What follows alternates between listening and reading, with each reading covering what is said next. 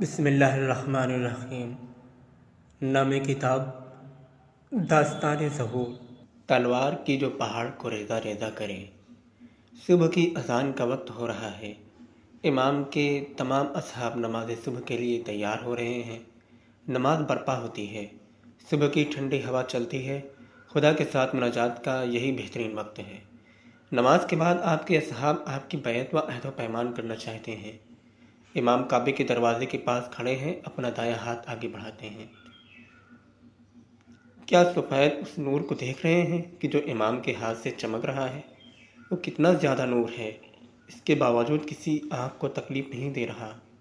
غور کرو، امام کے دوسرے ہاتھ میں کیا نظر آ رہا ہے؟ گویا یہ ایک خط امام کے ہاتھوں میں ہے۔ جی ہاں، یہ عہد و پہچان ہے کہ جو انبیاء نے امام زمان علیہ السلام کے ساتھ کیا ہے۔ انبیاء نے یہ عہد حضرت علی علیہ السلام کو دیا ہے، پھر اس کو امام حسن علیہ السلام نے ارث میں لیا ہے۔ اس طرح ایک امام سے ہوتے ہوئے دوسرے امام اور اب امام زمان علیہ السلام کے ہاتھوں میں پہنچا ہے۔ امام اپنے دائیں ہاتھ کو آگے بڑھاتے ہیں اور کہتے ہیں، یہ خدا کا ہاتھ ہے۔ کیا جانتے ہیں کہ اس امام کی کیا مراد ہے؟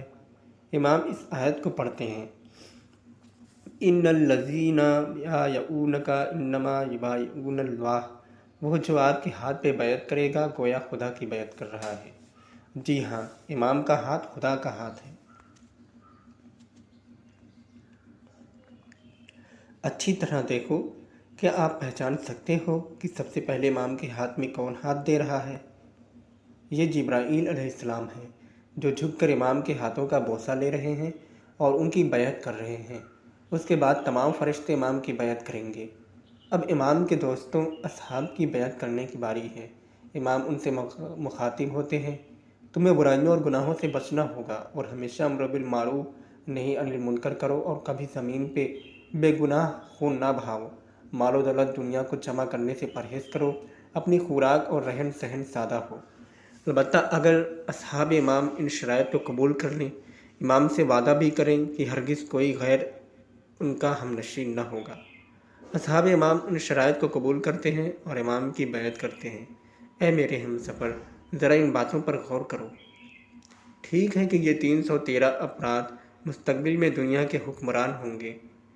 ان میں سے ہر ایک کسی ملک کا حاکم ہوگا، لیکن امام سے عہد کیا ہے کہ سادگی اپنائیں گے۔ بلا وجہ اس مقام تک نہیں پہنچے کہ جو امام کے اصحاب اور نمائندے بنے ہیں۔ یہ عہد جو امام نے اپنے اصحاب کے ساتھ کیا ہے، اس عدالت کا ایک نمونہ ہے جس کی سب انتظار کر رہے ہیں۔ جی ہاں، امام زمانہ علیہ السلام اپنے اصحاب سے بیعت لیتے ہیں کہ وہ قرآن و سنت کے مطابق عمل کریں۔ دیکھو، آسمان سے ایک تلوار نازل ہو رہی ہے۔ تمام 313 افراد کے لیے خاص تلوار نازل ہوتی ہے۔ ہر کوئی اپنی تلوار کو اٹھاتا ہے۔ کوئی بھی غلطی سے دوسرے کی تلوار نہیں اٹھاتا، کیونکہ ہر تلوار پر اس کا نام لکھا ہوتا ہے۔ عجیب ہے کہ ہر تلوار پر 1000 کوڈ ورڈ لکھے ہیں، جن سے 1000 دوسرے مطلب سمجھے جاتے ہیں۔ وہ ہر کلمے سے 1000 دیگر کلمات سمجھتے ہیں۔ خدا نے اصحاب امام کے لیے ان کلمات کو تیار کیا ہے تاکہ مختلف اوقات میں ان کلمات سے استفادہ کریں۔ تعجب یہ ہے کہ اصحاب امام ان تلواروں سے دشمن کے خلاف کیسے جنگ کریں گے؟ ان کے دشمنوں کے پاس جدید ترین اسلحہ موجود ہے۔ ان میں سے ایک کے پاس جاتے ہیں اور اسے پوچھتے ہیں، وہ اپنی تلوار مجھے دیتا ہے اور کہتا ہے کہ اسے دیکھوں۔ میں اس تلوار کو ہاتھ میں لیتا ہوں، کوشش کے باوجود یہ تشخیص نہیں دے سکتا کہ وہ کس چیز کی بنی ہوئی ہے۔ وہ کہتا ہے، کیا جانتے ہو اس تلوار سے پہاڑ کو ریزہ ریزہ کیا جا سکتا ہے؟ جی ہاں، یہ تلوار اتنی قدرت رکھتی ہے کہ اگر کسی پہاڑ پر بھی مار دی جائے تو اس کو ریزہ ریزہ کر سکتی ہے۔ کئی مرتبہ لوگ مجھ سے سوال کرتے تھے کہ امام زمانہ علیہ السلام کیسے ایک تلوار سے پوری دنیا پر اقتدار حاصل کریں گے؟ آج مجھے اس کا جواب ملا ہے۔ اگر اصحاب امام کی تلوار پہاڑ کو ریزہ ریزہ کر سکتی ہے، بس تو امام کی تلوار کا کیا کیا کر سکتی ہوگی؟